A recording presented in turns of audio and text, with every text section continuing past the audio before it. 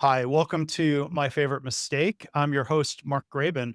Our guest today is Dr. Jen Fry. She is a sports geographer, tech founder, TEDx speaker, and a sought after educator and speaker who works at the intersection of conflict, culture, and leadership.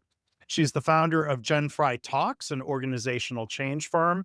She's also author of the new book, I Said No, a no nonsense guide to setting boundaries, speaking up, and having a backbone without being a jerk. So, Jen, welcome to the podcast. How are you? Great. I appreciate you having me here. Oh, it's great to have you here. Your PhD, before we get into the favorite mistake, your Yeah. PhD is in sports geography from Michigan State University. That sounds like a really interesting field. Tell us about that. Yeah. So first I will say that Michigan State is the best Big Ten school. So if anyone who's listening wants to fight me, we can fight about that. So I'm a former college volleyball coach and turned geographer. I have a love of globes, maps, and all that stuff. And so I did my dissertation on the racial experiences of professional Black female volleyball players in Europe. And what does it look like? What does it feel Ah, like? I don't think many people realize, like, your PhD, you literally can do what you want about whatever you want. And so for me, I really wanted to have kind of this how-to guide for Black athletes who are gonna go play overseas to very much understand what it looked like from a geographical perspective in terms of culture, how it's gonna feel, all of these things that many times people don't realize when they go play overseas because it's very much romanticized. You'll see people's Instagrams and it's like, "Going to France, going to Spain," yeah. and it doesn't talk about the ugly underbelly, and I really want people to know what you need to know to have a good experience where you're not blindsided by things that you wish you would have known and then making you leave the country or the game earlier than you really wanted to. Huh. Very interesting. We're going to talk about conflict later on, not to start off with some conflict, but I have a Northwestern University football helmet above my head here. I think, the best Big Ten school. We all everyone makes mistakes, including going to purple school. Look, I can't hold your mistakes, Mark. Everyone makes mistakes, my friend. Everyone. Well, well, we're off to a fun start. So, um, with that, so we're not going to talk about my mistakes. Not a mistake, but if you think Yeah. so, so be it. Let's talk about your favorite mistake, Jeff. What's your story? I will say that my favorite mistake will probably be, and this is such a very fascinating kind of thought of like, what's a favorite mistake? Mhm. I think my favorite mistake is a disagreement I had with my best friend that ended up us not talking for about 8 months. Oh, And I say it's my favorite mistake because it was just a misunderstanding that I don't think I was prepared at that point to understand how to navigate through, and maybe she wasn't either. And I say it's a favorite mistake because it was a mistake, first off, of not understanding how to, like, reconcile it. mhm. Became my favorite mistake because when we reconciled, it meant more, there was more depth, and there was a better understanding of the type of people I wanted in my life. And Mhm. so I say Mhm. that, we had this disagreement in August, and we didn't talk for months. And then my mom passed away in June, and I got a card from her, and her card said, um, "Had I known, like, when and where your mom was buried, I would have sent flowers." Mhm. And it made me realize the type of people I wanted to have in my life, that we would have this big blow up that we haven't talked in months, Mhm. but she still felt the need to send me a card, understanding the really hard moment that was going through my life. And Yeah. many people at that point, I don't know if I would have done that, like, to be transparent. I would be Sure. like, "I'm sorry." But to have someone that was willing to open the door and to send a letter and didn't know what would happen from it, I think Mhm. that spoke a lot of her. Mhm. And I say it a weird way with my favorite mistake because the mistake of not talking to her, reconcile when it happened, led to a more depth of a relationship and a more depth of understanding conflict, understanding reconciliation, understanding all of those things. And I think in a way that had that not happened, I wouldn't have had the depth of understanding that I do now. And so that's why I look at that as a favorite mistake because it was a mistake in not having the conversation to fix the situation when it happened, but what it led to, think was more depth, more growth, more just humanness of it than I would have ever anticipated. And not to pivot away from that story completely, but is part of that the inspiration then for your book, or is that just kind of part of this growing interest and understanding how to navigate conflict, how to recover from conflict? I think it set it up. So randomly enough, in 2016, 2016 to 2000, no, 2017 to 2018, I actually did about 80% of a master's in peace and conflict studies. I had one more semester to go. And I was talking to a classmate, and she was talking to me about this class she was taking. And I was like, I really like that class. This major seems a lot more fun. In the span of 24 hours, I literally changed my major. Well, The grad director was like, are you for real?" And I yeah. changed it that fast, and it was instrumental in changing my life. So, Mhm.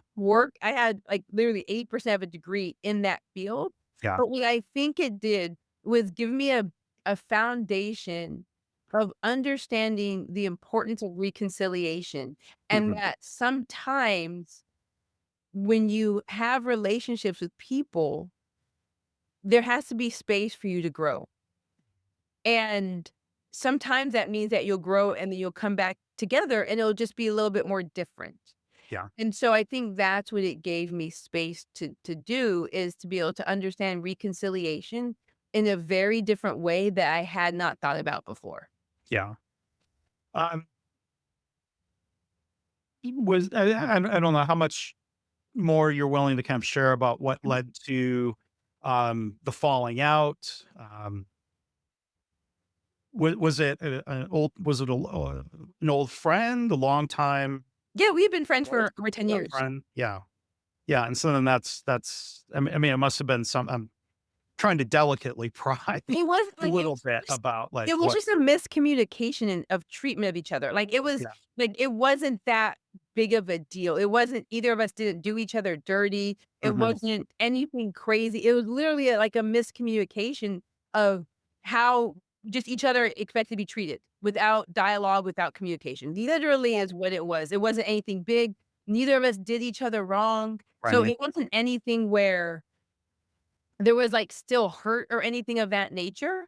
It was a miscommunication when I was going through starting my PhD, and so that's, like, the thing about it, is sometimes when you look back on these, you're like, it wasn't the conflict wasn't as big to have those results. Mhm. And I think But sometimes we don't really want to acknowledge that some of the conflicts we've had have been over very small things, but many times, especially nowadays, back in the day, you would see people at school, at work, you would see them all the time, so there'd be opportunity to reconcile. When sure. you're living apart from people, Mhm. there has to be a very intentional act. You have to be willing to put yourself there to be able to reconcile with the person. You have to be willing to make the phone call, make the text message, send the email, send the letter. It's a very different way now that one person has to be willing to put themselves out there to start the reconciliation process. Yeah. And before that happened, I mean, in your mind, was it so definitive, like, I'm not gonna reach out to that person again? Or was it just more of never feeling like doing it? You know what I mean? Like, you think about the person, you're like, I don't know. No, I won't. Or, I could see that going either way. Well, I think with people with this, you still feel hurt, Sure. right? And so it's about, how do you get over that feeling of hurt? Like, literally, how do you get over that feeling of hurt to make the first step? How do you navigate that part? And I think for me, that was a part of it, was I still felt hurt and she felt hurt, right? Like, we both felt hurt. And how do you come together and make the first whatever it is when you're still feeling hurt? Yes. And so with what you're studying with conflict, is that more related to friendships, family? situations, workplace conflict. I mean, people are people, but Everything. yeah, Conflict affects everyone in all of those ways. Your how you manage conflict as a family member bleeds over to how you manage it with friends. It bleeds over to how you manage it with your work. It bleeds over into everything. yeah.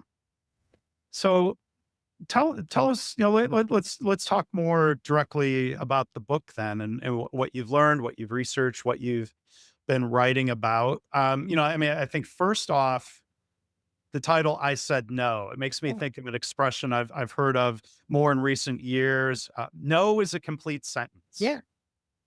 So tell us, your thoughts on all of that and just that definitive statement of no, and then maybe having the follow up and say, "Hey, that's what I said." Well, I think, so it actually was gonna start off the title of kind asshole because that's what I think I am. I'm not nice. I think people will weaponize niceness to get people to do things that they don't wanna do. So I don't consider myself nice. I consider myself kind, but I'm also an Mm, points, right? Like yeah. we have all of that intersecting. And because of that, I was actually in a book academy with Levy Jones, and she just was like, "You're not well known enough to cuss in your book title." Yeah.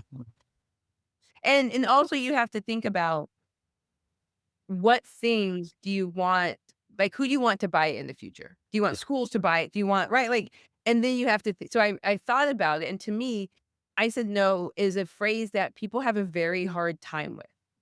They have a hard time with naming it, sticking to it. And so I was like, this to me feels more powerful of Mhm, being able to give people the ability to just say, I said no, and that's it.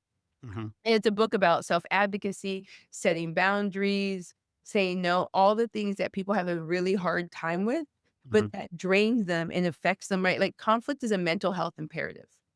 Whenever we have a conflict with someone, it sits in our mind, in our chest, in mhm, our soul. We think about it all the time. We talk to people about it all the time. And so it's a mental health aspect to it. And so for me, if I can help people navigate that through, not simpler, but not easier, mhm, right? If it's a very simple thing, but it's not easy. If I can help them do it simpler, then I think I've done part of my job. yeah. So when you say, I'd like to dig into nice versus kind a little bit. I mean, Yeah. said another way, you're not a people pleaser, quote No, unquote. I Like, think, I was actually thinking about this. I think people pleasing wrecks relationships. why is that? Because when people please, they do it they're resentful. Mm, They might not do everything that they say they're gonna do, so they're ruining their reputation. mhm, I like, when people are like, "Well, I'm just a people pleaser," but if you're not fulfilling what you did, all you're doing is ruining your reputation. mhm, If you do it half-assed, all you're doing is ruining your reputation. yeah. And the people pleasing part is you're not if you tell me you're gonna go on a trip with me and you just say yes just to people please me, but in a week before the trip happens, you say no, you're not sure. No, The situation even worse. And right. that's why, like, to me, when people are like, I'm just a people pleaser, I'm like, but you're not making anything easier. You're actually making things way harder because you're so resentful in the middle of doing it. Yeah. You're not doing it to your best ability. You're not creating this great product. You're just like, "Ugh, fine, I'll do this." And no one wants to work with someone who's doing that. And so I did think like, so no, I'm not gonna do something just because someone wants me to. Like I tell people, I'm pretty hard to peer pressure. Yeah. And I mean, I think, yeah, I hear more people, I think, using that term people pleaser with some negative connotations. People saying, ah, I'm too much of a people pleaser, or kind of starting to recognize that Yeah. that's not good for them one way or another. Like you said, being a pushover, doing things, Yeah. being pressured, not even being pressured, just rolling over. Yeah. And so will do what you want without the pressure. Or like you said, even worse, when the walk doesn't follow the talk. That's Yeah. even worse. Like you now are ruining your reputation. People can't trust your word. Mhm. To me, that's even worse, right? Like, it's like, "Oh, John will say yes, but he's not gonna do it." Like, that's who wants that reputation? That's to me, like, the whole people pleaser thing, I think is far worse because of the output of it. Yeah. And then we gotta hear about how you're exhausted, how you hate doing it, but you're just gonna do it because of the like, no one Yeah. wants to hear Yeah. that, Yeah. right? No one wants to hear that. So one other thought on nice versus kind. Like, I've had a friend. She was a guest, Karen Ross, a guest, I think in episode 3 of the Mhm. podcast. We're paraphrasing what she's taught me, that nice is about, like, if I'm being nice, I'm thinking about your feelings. I don't want to hurt your feelings. Or kind is more about being helpful. And like, I think that feedback you got about not cussing in your book title, that was kind for them to speak up. Otherwise, I might say, well, I don't want to hurt her feelings. So I disagree with the title, but I don't want to say something. Like, that niceness might not have been helpful. What do you I think? will say this, white women are programmed to be nice. It is built into all aspects of DNA. It's where white women are taught we have to be nice. It means that we don't say anything negative. It means that we're worried about people's feelings. We don't hold people accountable. Niceness is keeping the peace, right? Niceness is I don't want to be a problem. Niceness is I don't want to speak up. And if you're going to speak up, I'm going to keep you quiet as well. And to me, niceness does no one any good. Well, There's nothing that niceness can be complicit with a lot of bad, mm, harmful things. because I don't wanna hurt their feelings saying something, so I'm just gonna I don't agree with it. No, like, I don't want people to be nice. Like, niceness does no good for anything. I want you to be kind. Kindness means you have to speak up. Kindness means you hold people accountable, right? Kindness is a very different way of thinking about stuff. And it's a way of saying, "I understand that this feedback might hurt your feelings, but I wanna be kind and make sure you have it instead of you not being told the truth." Mhm, And to me, being told the truth should override anything. And people are so afraid of not being thought of as nice, right? Like, mhm. we even see a weaponized of, like, if a young girl says no to a guy, "Oh, you're not being nice to them." Um, That in ways means you don't have body autonomy, you can't say no, no consent, right? Like, mhm, we hear little kids, if a little kid says no to wanting to do something, the parent's like, "You're not being a nice kid." mhm, They should be able to say no, they should be able to have body autonomy. And so I think that that's a big thing about it is, like, how when you think about the word nice, how is it always weaponized against us when it's people use niceness to try and force you to do things. mhm, And I'm like, "Okay, you don't think I'm nice. Okay, I'm gonna sleep well in my king size bed with 2 fans." Right? mhm. You're not gonna use niceness Yeah. to try and force me or bully me into doing stuff. Mhm. So what were expectations for you growing up, or to generalize it for Black women that's different than generalization about white women? 'Cause my mom was white. Yeah. I grew up with my white family. I was Mm, a part of it. I saw what it looked like. I had a mom who just be nice. It's okay, and who would rather be like, not complacent, but like be just very much like just don't say anything, don't do anything. And mhm, so I grew up seeing this. I grew up watching it happen. Right? I mean, think about whenever we see on social media, someone will say something really rude and somebody will be like, that's not, and then somebody will come back and be like, you're being a jerk or something. That's not nice. Why would you say that? Let's talk about this thing that was said. Like this mhm, generalization is from a lot of work across all aspects of it. That's why we see the stereotypical of Black women being aggressive. That's where we see the idea of Black women, they're just loud and all this because we've had to sit there and really be able have to push boundaries to get the things that we need. And so when we're in a room and we're the ones saying something, we're not being nice. We're not playing along. And so I literally have seen a white mom, a white family, white sisters be placated by this whole nice idea that mm, would not say anything. And I had this Black family that we have to be strong and loud and assertive, not aggressive, but assertive. And so niceness I see is weaponized so much.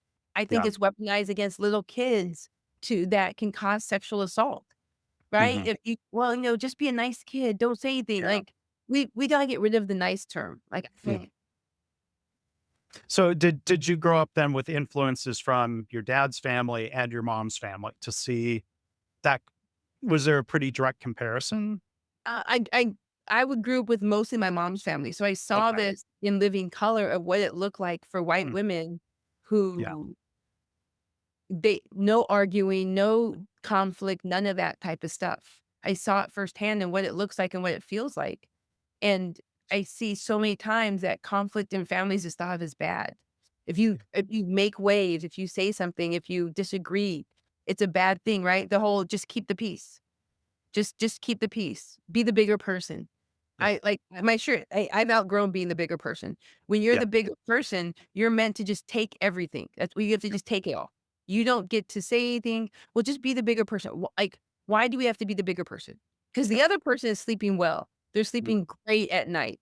But keep the peace. With people, the person that keeps the peace, they got the hurt stomach. The person Yeah. that's over there saying whatever they want, they're living their best Yeah. life. Yeah. And so I think, many people think about coming from the holidays. How many people, especially women, were told to keep the peace?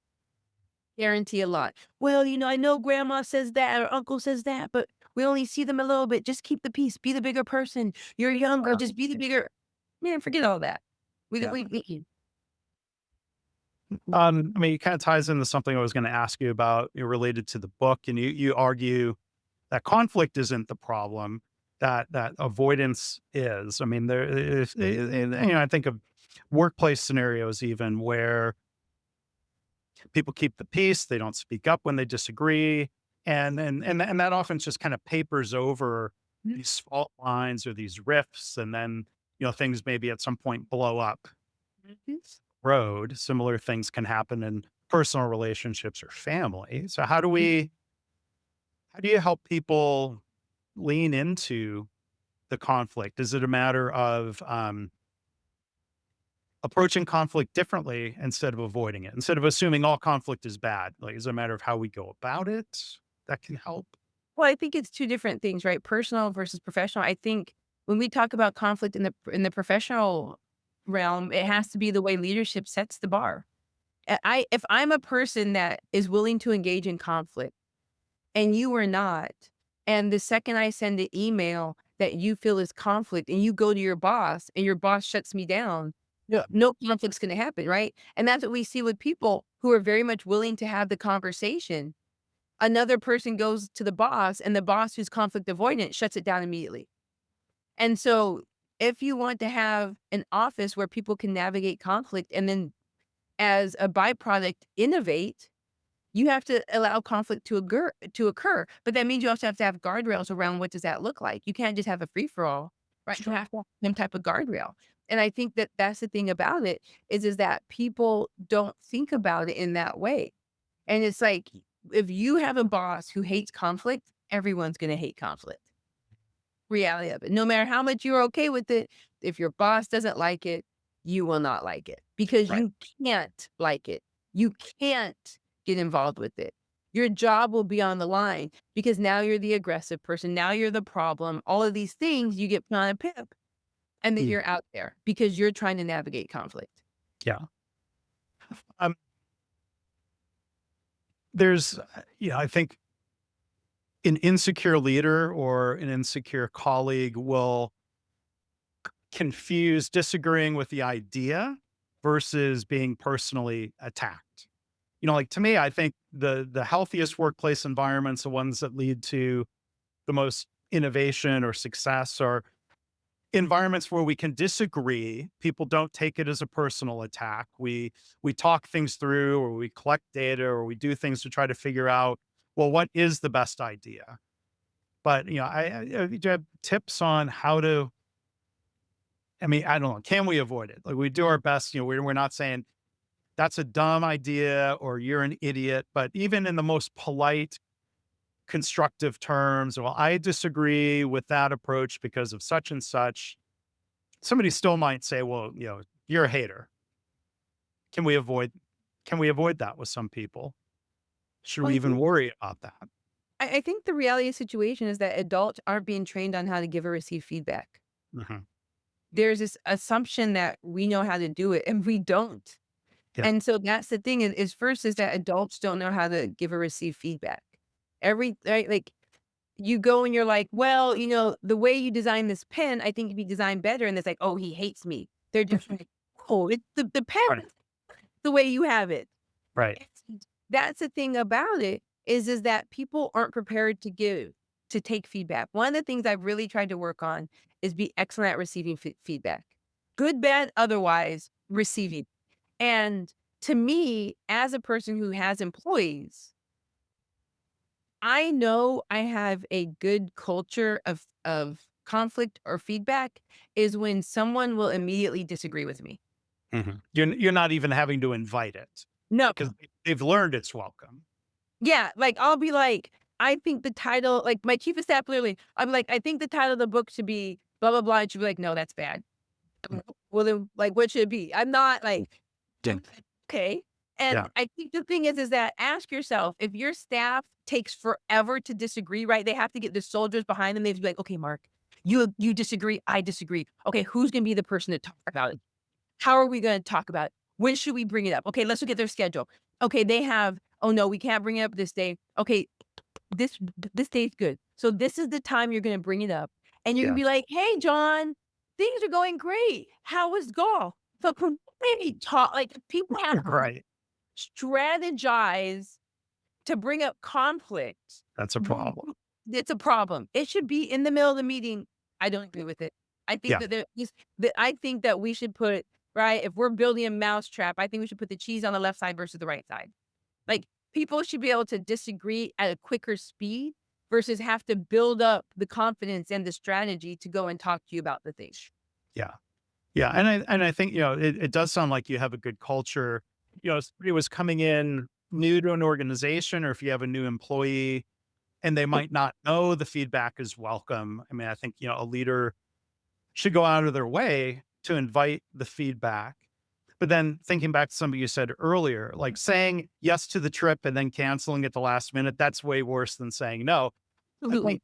I think, what's just as bad is inviting feedback, but not really wanting it, or inviting feedback and reacting badly to it. I think Yeah. sometimes people fool themselves. So like, "Oh, I'm open to feedback." No, They're experience wise. they're open to feedback that of what they determine is good feedback, right? And you have to Right.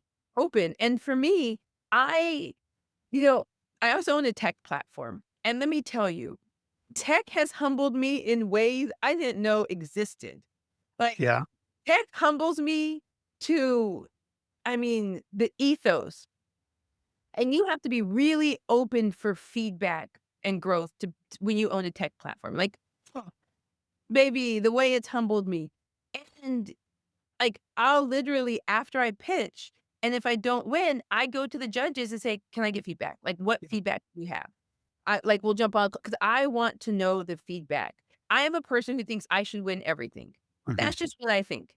And so if I don't, I mean, and some of the feedback I'll get, I'll be like, it'll hurt. I'm not saying that when you get feedback, it doesn't hurt. Some of it's going to sting, especially when you thought you did well. That's the Yeah. worst. People are like, yeah, I kicked butt. And then they give you feedback. And you're like, "Meh." And you have to be willing to take it, sit with it, eat it, talk to someone about it. And I think that's like the main thing. But you have to be willing to open yourself up to it, knowing that the thing that Sure. you thought you're gonna get feedback on, it might be something totally different. Something that you're like, I'm a boss at this, and you're actually not. Yeah. And it sucks and it hurts. And if you do want to be a boss at it, that's how you do it is by getting that feedback. Mhm. What are some of the mistakes people make in trying to give feedback? Like when feedback is open, when somebody we're giving feedback to somebody who's open to it, we still may step in it. We still may go about it the wrong way. What are some things we shouldn't do when trying to give feedback? I think when you try and give super general feedback, that leaves someone with more questions. Yeah. Right? Like, we're making, a better pen, and if the feedback you give is like, "The pen's not working." O okay, no shit, Sherlock. Like, what feedback? Yeah. What like, you people don't give very specific feedback, and so I think the first thing is you give too general. Like, if I have more and more and more questions, your feedback wasn't specific enough.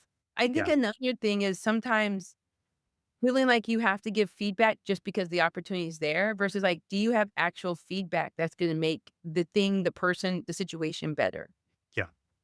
I think the next thing is I try and, the idea of brutal versus empathetic, right? Like, Mhm. I'm just gonna, be brutally honest. Do we need brutally honest? Like, Yeah. No one if you're giving brutally honest feedback, how many people have actually listened to, like, someone being brutally honest with them, right? Like, versus empathetic, because a lot of times, brutal is just, like, your emotions are leading the way, and you don't care what you're saying to the other person. If I'm giving you brutal feedback, I don't care about anything. I'm Mhm. just I wanna give what I feel is gonna feel good for me. Versus Yeah. empathetic feedback, you have to think a little bit more.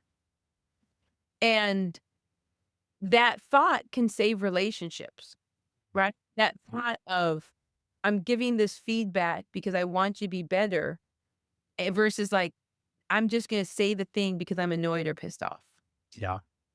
Yeah, I mean, the brutal feedback or, I could see a dynamic where somebody shares valid feedback in a mean way, and then the reaction is negative toward the meanness, and somebody confuses that with, well, they didn't want to hear my idea. Like, well, no, Yeah, maybe the problem was how you said it. Like, we want you to speak up. We want you to feel psychologically safe to speak up and to be authentic, but that's not licensed to be an asshole, right? 100%, and sometimes people do. Sometimes, like, I did a podcast recording, I don't know when it will come out, but I talked about defensive versus defending. Mhm. And many times, say we're in a dialogue and you're giving me feedback, and sometimes people take, if I ask any questions, I'm being defensive. Yeah. Then guess what happens? "Jen, you're just being defensive. I'm just trying to give you feedback." Mhm. And it becomes this kind of, right, combativeness Sure. because the person giving the feedback doesn't know the difference between defensive and defending. And defending, I'm gonna ask questions, I'm gonna ask for more clarification, I want a better understanding. Defensives, I'm trying to justify, I'm interrupting, right? Like, understanding the difference, because many times when people give feedback, they want a monologue, not a dialogue, right? Mhm. They just Right. wanna give it to you, and when you're like, "Well, can I have more I don't understand." "Oh, you're being defensive." No. No, you just don't know the difference. Right. No, I mean, you're making that difference very clear. And when we think about speaking up in the workplace and we want everyone to have a right to share their view, to disagree with the boss, that doesn't mean everybody gets their way. That the No, person you're giving feedback to has the right no. to disagree Yes. in return. And that's different than trying to shut someone down. Like defensiveness is more about, okay, no, no, no, I want you to just shut up now. Yeah, 100%, 100% about that. And you had just said something, dang it, I was gonna say something to it, I can't think of what it was. Um, it'll come back to me, but 100% it's about shutting someone down and not hearing everything. And you have to be right, like, to ask for clarification. But so many times people, they just want to give everything. Oh, that's what I know it was. When you asked about something bad about, like, giving feedback, Yeah. when you're giving feedback from someone else and you're trying to anonymize the hell out of it, don't give that feedback. Because Mhm. what will happen is that, like, say Mark and I work together, and I don't wanna give this feedback to Mark. So I go to our boss, Stacy. I'm like, "Hey, Stacy, can you give this feedback to Mark?" And then Stacy goes to Mark and is like, "Hey, I have this feedback. I can't tell you who it's from, Right. where it's about, when it happened. I can't tell you anything. I Yes. just have to give you this feedback." It's not feedback. Like, Yeah. you're not allowing me any chance to defend anything. You're just going with this person's story. Right. And had you given me the details, I could be like, "Well, actually, this is what happened." And so don't do that. If the person can't give the feedback themselves, don't be a sucker and be the middleman to give the feedback. Nothing positive will do Yeah. that. All it does is create a culture where everyone walks on eggshells. Right. They don't know who they're gonna get anonymous feedback. Like that whole Yeah. and if the person's like, "I'm afraid to talk to Mark," like, why are you afraid? Are you afraid that Mhm. he's gonna punch you in the face? Are you afraid he's gonna cuss you out? Like, what are you afraid of? Most of the time, they'll be like, "No, it's not that." Well, then your fear is your fear. It's not Mark creating your fear. Yeah. What happened is that I will say, "I'm afraid to talk to Mark," and it makes it seem like Mark's the problem. Right. Mark isn't the problem. I'm the problem in not understanding how to navigate conflict. So now I make Mark the issue, and guess what? HR is like, "Hey, Mark, can we have a talk? I just heard that some people are afraid to give you feedback. That's not Marxist. Right. And that's how those problems in that culture happens is because the person isn't like, "Hey, Jen, I understand you're afraid, but you still have to have that conversation with your coworker." Yeah. Our guest again today, Dr. Jen Fry. The book is I Said No: How to Have a Backbone and Boundaries Without Being a Jerk. I wanted to ask from your perspective as both a a volleyball player and as a coach, like, were there lessons learned about receiving and giving feedback? I imagine, like, if a coach said, "Hey, Jen, you gotta hit more of your serves in." Like, okay, well, duh, maybe like that's not helpful feedback, or stop, I mean, are there good examples that you learned from the world of sports? I made a mistake. That wasn't a well asked question, but I'm sure you have some great thoughts. So I will tell you, as a player, I was horrible at feedback. When I was in high school, I was the worst teammate ever. I was such a bad teammate. I saw a video of me when I was in junior, and I was like, "Burn this right now. It should never see the daylight." So I was a bad teammate when I was in high school. I think the biggest thing is I learned as a coach that when you are bad at conflict, your team becomes bad at it. Hmm. And I one thing we don't realize fully is when you become a leader, especially a new leader, everyone you're leading, and this is sports, industry, whatever it is, everyone you lead is becoming your guinea pig. Yeah. Because you go from being an assistant director, man, whatever it is, to now leading, you have in your mind, here is how these things are going to happen. You only have them in your mind. Everything is theoretical. And then once you actually get into it, you start to realize all the theoretical things you had actually you can't maybe do, right? And you start to realize that and how you want to train people, whatever it is, everything was theoretical and now you have to have the work behind it. And so I learned really quickly of how you manage stuff, how you manage people at the beginning phases. Everyone's your guinea pig because you are tinkering with how and now is it actually going to be practical and realized. And so I wish I would have known that more and that you have to give very specific feedback to be successful. If you want to be successful, you have to be very, very specific with your feedback so that people can trust your word. With whatever you're saying, they can trust that that feedback is going to be specific and help you. Yeah. What did you see of yourself in that video? I'm guessing it wasn't about your form and how you were playing, but something about how you were treating teammates. Is that what? It was more about how I reacted to my mistakes and their mistakes. I just wasn't being a good teammate in my reactions. Yeah. That now I look at like when I talk to people, especially young athletes, I tell them that they have to work on being a good teammate and it's all about managing their emotions. Mm. Because yeah, I mean, in a team setting, players get upset about not playing Mhm. as much as they think they should, not being the starter, Yeah. maybe being the best player on the team and other people not pulling their weight. I mean, Yeah. there's a lot of causes of conflict beyond just interpersonal conflict of I don't like the way you talked to me or Yeah. something like that, right? There's so many conflicts now. I mean, it's rampant. And the thing about it is that so much of the team conflict I would say a high percentage are the expectations that parents have. And those expectations then drizzle down to their athletes. And parents are always like, well, I need to go to when should I talk to the coach? And I'm always like, never. Like you shouldn't be talking to the coach. We had it was funny, one parent was talking on this thread I'm on and was like, this kid is sad about not playing and blah blah blah. And we were all like, okay, so like that's not even your kid. You talk to the coach. Yeah. Because what if the coach says, okay, then I'm gonna play Sarah over your kid? What now?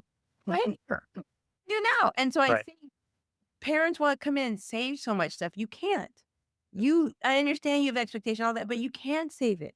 And so that's, I think, a thing is a lot of expectations for their kids, for money, for the experience, just leaves a lot of parents just frustrated and burnt out. Yeah. Yeah. Well, hopefully getting better at leaning into conflict, doing it the right way, Yeah, giving, receiving feedback, setting boundaries, the things that you write about and talk about, I know are helping a lot of people. So I encourage people go check out, again, our guest, Dr. Jen Fry, check out her website. There's a lot there about her work and speaking and different services. jenfrytalks.com. There'll be links in the show notes. So, thank you for sharing your story, what you learned from yeah, it, how it helped impact the work and the impact you're having on others. So, really appreciate you being here. Thanks. yeah. I will always say Sarah sending that letter has completely shaped how I feel about friendship. It shaped how I view reconciliation. It changed me in so many beautiful ways I didn't even realize it would. And I hope that anyone listening to this, if a friend reaches out to them, for them to at least take the call. Yeah. Because it's a really hard thing to do when someone you're hurt, frustrated, whatever it is, to take the call and to have the conversation because time can help things and space can help things. Yeah. So that's my hope for people. That's great. Well, thanks again. And congratulations on the launch of the book and best Thank you. wishes to you for everything you're doing this year. Thank you, Mark. I appreciate it. This has been an amazing podcast. Thank you. Thank you.